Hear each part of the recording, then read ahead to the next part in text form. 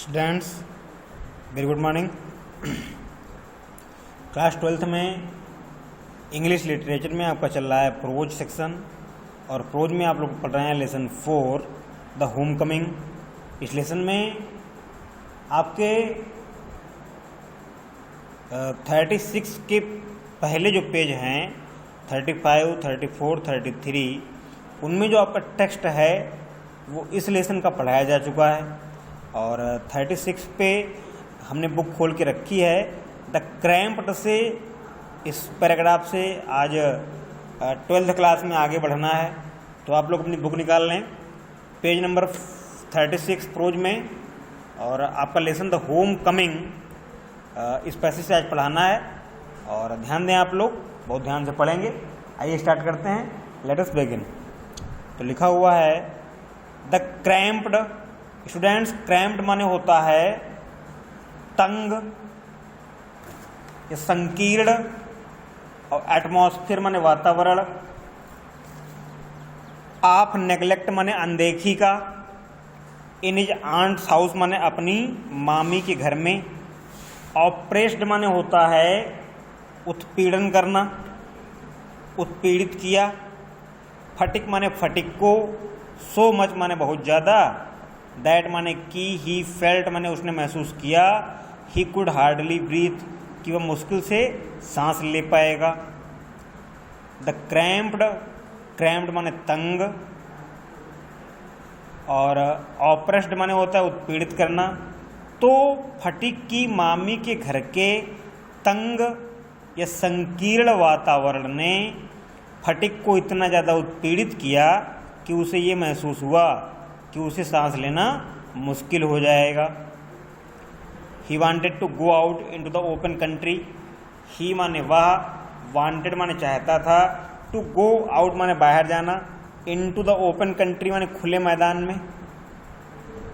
तो वह, कंट्री माने गांव भी होता है, कंट्री माने देश भी होता है, और यहाँ पे गांव। तो he wanted to go out into the open country. वह खुले गांवों में जाना चाहता था, या खुले गांव में जाना चाहता था। And fill his lungs, lungs माने होते हैं फेफड़े, और अपने फेफड़ों को भरना चाहता था। एंड ब्रीथ फ्रीली, और आज़ादी से, स्वच्छंदता से सांस लेना चाहता था।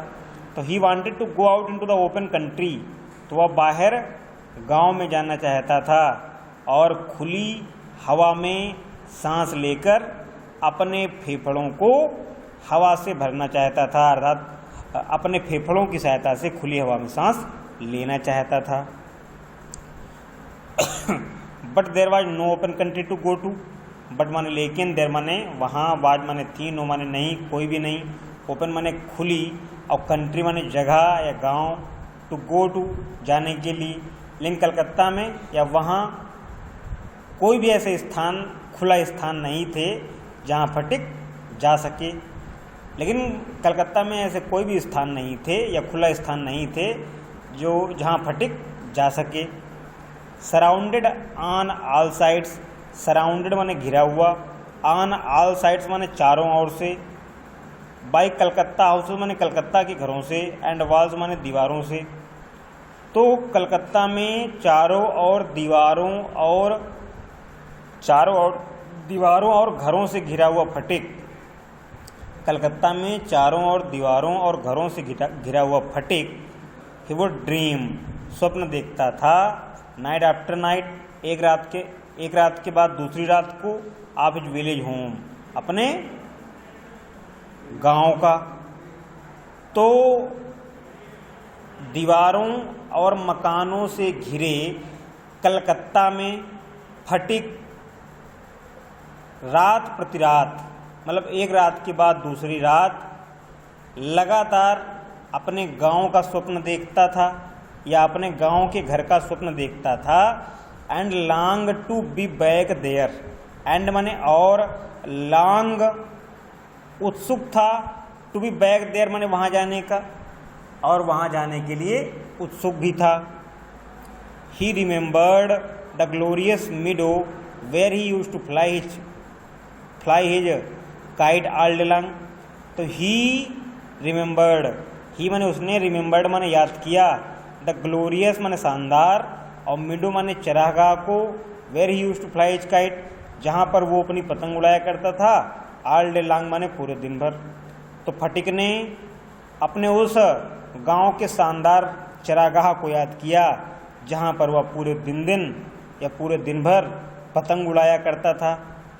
The broad river bank, broad माने चौड़े, रिवर बैंक माने नदी के किनारे को, where he would wander about the livelong day.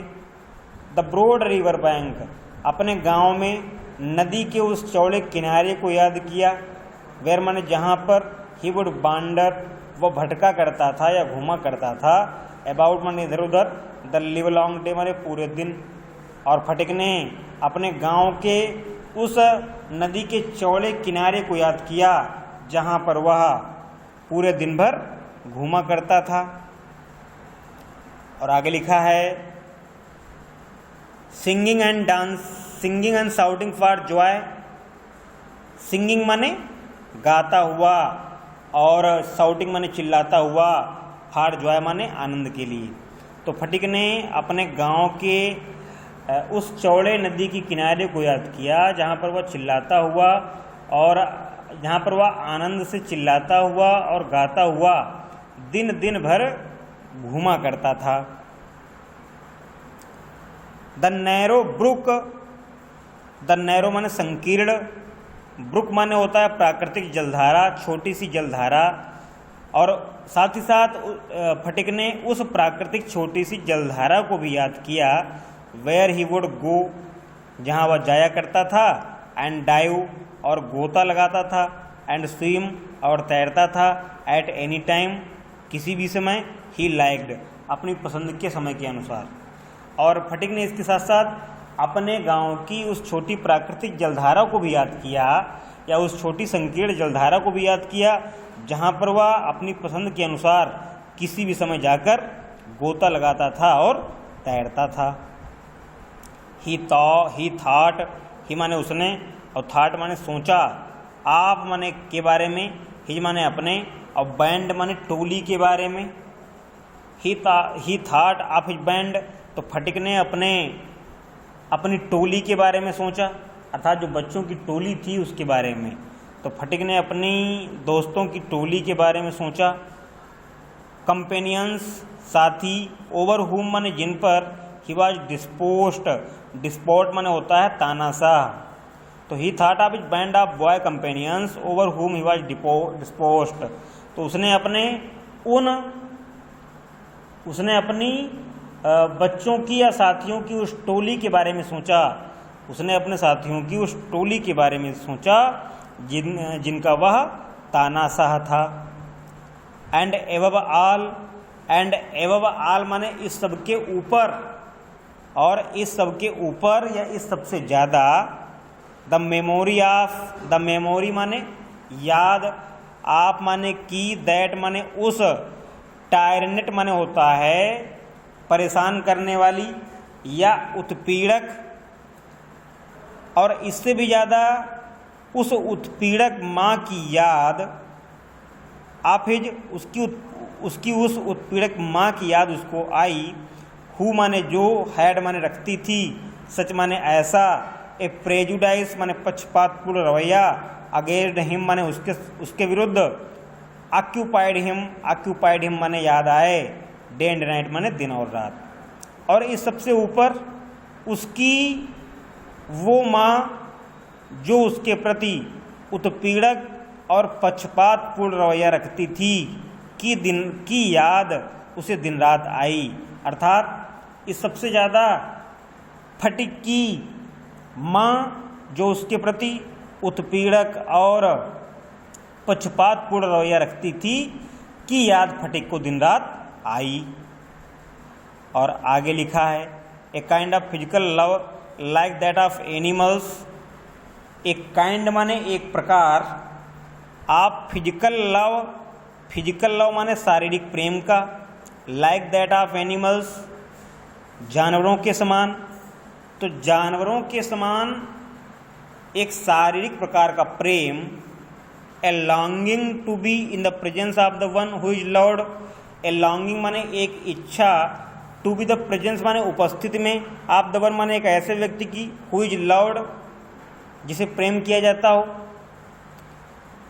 N inexpressible wistfulness during absence, and माने होती है या है उसके लिए, अन इनएक्सप्रेसिबल माने व्यक्त ना कर सकने वाली, विस्टफुलनेस माने होता है उत्कंठा, ड्यूरिंग अब्सेंस माने अनुपस्थिति के दौरान। तो कहने का मतलब क्या है, a kind of physical love like that of animals, a longing to be in the presence of the one who is loved, an expressible and inexpressible wistfulness during absence of the one who is loved. Absence के बाद लिखा है a silent cry of the inmost heart for the mother like the loving calf in the twilight. तो students यहाँ पे writer जो है हमको समझाना चाहता है कि फटिक के मन में क्या चल रहा था। जैसे जानवरों में शारीरिक प्रेम होता है, या जैसे जानवरों का शारीरिक प्रेम होता है कि जानवरों का बच्चा, जैसे बंदर का बच्चा होता है, अपनी माँ से किस प्रकार से चिपट जाता है, आप लोगों ने देखा होगा। तो ए kind of physical love like that of animals, तो जानवरों के समान एक प्रकार का शारीरिक प्रेम, और प्रेम की इच्छा ऐसे व्यक्ति को देखकर जो उत्पन्न हुई हो जिससे प्रेम किया जाता हो, और अव्यक्त या व्यक्त ना की जा सकने वाली उत्कंठा, विस्टफुलनेस माने उत्कंठा, और व्यक्त ना की जा सकने वाली उत्कंठा, उस अनुपस्थिति में फटिक के लिए एक साइलेंट माने शांति और क्राई माने चीख बन गई थी। ऑफ द इनमोस्ट हर्ट माने उसके आंतरिक हृदय की, फॉर मदर माने उसकी माँ के लिए। तो स्टूडेंट्स फिर इस बात को दोहराएंगे कि ए kind of physical love like that of animals, कि जानवरों के शारीरिक प्रेम के समान या पशुओं के समान एक प्रकार का शारीरिक प्रेम, पशुओं के समान एक प्रकार का शारीरिक प्रेम, और प्यार या दूसरे को देखकर खुद के लिए प्यार प्राप्त करने की लालसा, और अव्यक्त या व्यक्त ना की जा सकने वाली उत्कंठा उस माँ की अनुपस्थिति में फटिक के लिए हृदय की एक शांत चित्कार बन गई थी, शांत दर्द बन गया था। और आगे लिखा है like the loving of the calf in the twilight, like माने के समान, द लविंग माने रंभाना, ऑफ काफ माने उस बछड़े का, इन द ट्विलाइट, ट्विलाइट माने होता है धुंधले प्रकाश में। तो फटिक की अवस्था इस समय ऐसी थी जैसे कि एक धुंधले प्रकाश में गाय के रंभाते हुए बछड़े की होती है। दिस लव, यह प्रेम, which was almost an animal, which was almost जो लगभग एक प्रकार का पशु, इंस्टिंक्ट माने होता है स्वाभाविक, मतलब इस प्रकार का प्रेम जो लगभग एक पशु में भी स्वाभाविक होता है। एगिटेटेड, एगिटेटेड माने होता है व्यथित कर रहा था, परेशान कर रहा था। दसाई माने शर्मीले, नर्वस माने घबराए हुए, लीन माने दुबले, अनकाउथ माने असभ्य, एंड अगली बॉय माने, अगली माने यहाँ पे ब्यूटीफुल का अपोजिट होता है अगली, या हैंडसम का अपोजिट अगली। तो अगली माने जो रूपवान ना हो, अर्थात कुरूप, व्यथित कर रहा था एक शर्मीले, घबराए हुए, दुबले और असभ्य लड़के को। No one could understand it, कोई इसे नहीं समझ सकता था। बट इट प्रेड, यहाँ पे प्रेड का मतलब होता है शिकार करना, PREY लिखा है। बट इट प्रेड, लेकिन ये शिकार कर रही थी, अर्थात ये बातें लगातार उसके मन में चल रही थीं, कंटिन्यूअली माने लगातार, लेकिन इस बात की पीड़ा उसके मन में लगातार बनी हुई थी। तो स्टूडेंट्स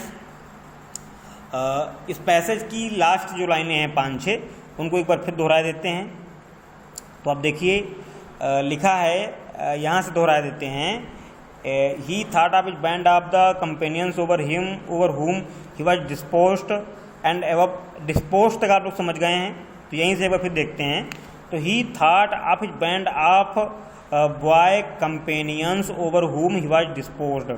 तो फटिक कलकत्ता में ये सब स्वप्न देखने के साथ साथ अपने टोली के उन बच्चों को भी देखता था, उन साथियों को भी देखता था जिनका वह तानाशाह था। एंड एवब ऑल, और इस सब के ऊपर the memory of that tyrant mother of his who had such prejudice against him occupied day and night. इसके साथ साथ फटिक को अपनी उस पक्षपातपूर्ण रवैया रखने वाली और उत्पीड़क माँ की याद भी दिन रात आती थी, जो उसके साथ अच्छा व्यवहार नहीं करती थी या जो उसके साथ पक्षपात करती थी। A kind of physical love like that of animals, a longing to be in the presence of the one who is loved, an inexpressible wistfulness during absence, a silent cry of the inmost heart for the mother। तो जानवरों के समान एक प्रकार का शारीरिक प्रेम या जानवरों के समान, पशुओं के समान एक प्रकार के शारीरिक प्रेम की लालसा, और किसी प्रेम करते या प्रेम किए जाने वाले बालक को या किसी प्रेम किए जाने वाले बालक को देखकर उत्पन्न हुई इच्छा बन गई थी फटिक के मन की एक व्यक्त ना की जा सकने वाली उत्कंठा उस अनुपस्थिति के दौरान जब उसकी माँ वहाँ नहीं थी। A silent cry of the inmost heart for the mother, और ये उसकी माँ की अनुपस्थिति उसके हृदय की एक शांत चित्कार बन गई थी। Like the lowing of the calf in the twilight, जिस प्रकार से धुंधले प्रकाश में गाय का एक बछड़ा अपनी माँ के वियोग में तड़पता है। This love which was almost an animal instinct agitated the sigh. This love माने इसी प्रेम ने लगभग एक पशु के समान, अर्थात लगभग एक गाय के बछड़े के समान स्वाभाविक रूप से एक फटिक जैसे शर्मीले, घबराए हुए, दुर्बल, असभ्य और भद्दे लड़के को व्यथित कर दिया था। No one could understand it, इस बात को कोई नहीं समझता था। But it preyed upon his mind continuously, लेकिन फटिक लगातार इस विचारधारा का शिकार हुआ जा रहा था। अर्थात फटिक के मन में लगातार यही बातें, अर्थात माँ की याद, गांव की याद, अपने साथियों की याद लगातार उसको परेशान कर रही थी, और साथ ही साथ वो बहुत ही घबरा भी रहा था। तो स्टूडेंट्स, जो लास्ट की 4 लाइनें हैं उनमें हमें राइटर ये समझाना चाहता है कि फटिक को कलकत्ता में रहने के दौरान अपने गांव का वातावरण, अपने साथियों की संगत और अपनी माँ का प्रेम या अपनी माँ के साथ जो उसने समय बिताया था, और सीधे शब्दों में कहें तो उसको अपनी माँ की बहुत ज़्यादा याद आ रही थी। इस प्रकार से वो अपनी माँ के लिए तड़प रहा था, जिस प्रकार से एक जानवर या गाय का बछड़ा माँ के वियोग में धुंधले प्रकाश में या अंधकार में या बंद कोठरियों में रंभाता है, तड़पता है। तो स्टूडेंट्स, आज के वीडियो में इतना रखते हैं। आशा है हमें कि आप लोग वीडियो को या हमारे द्वारा पढ़ाए गए पैसेज को अच्छी प्रकार समझ पाएंगे, और मीनिंग्स आपको हम बताते हैं। लगभग कठिन सारी मीनिंग्स हम आपको बताने का प्रयास करते हैं, और यदि फिर भी कोई मीनिंग रह जाती है तो आप अपनी बुक में लास्ट लेसन के लास्ट में दी गई है मीनिंग, उनमें चेक कर लें, अथवा किसी डिक्शनरी में देख लें। और फिर भी अगर आपको कुछ समझ में नहीं आता है तो आप लोग कमेंट करके पूछ सकते हैं। आपकी समस्या को ध्यान में रखते हुए उसे सॉल्व करने का प्रयास किया जाएगा। आप लोगों के लिए ढेर सारी शुभकामनाएं। आप लोग स्वस्थ रहें, प्रसन्न रहें। थैंक यू, धन्यवाद।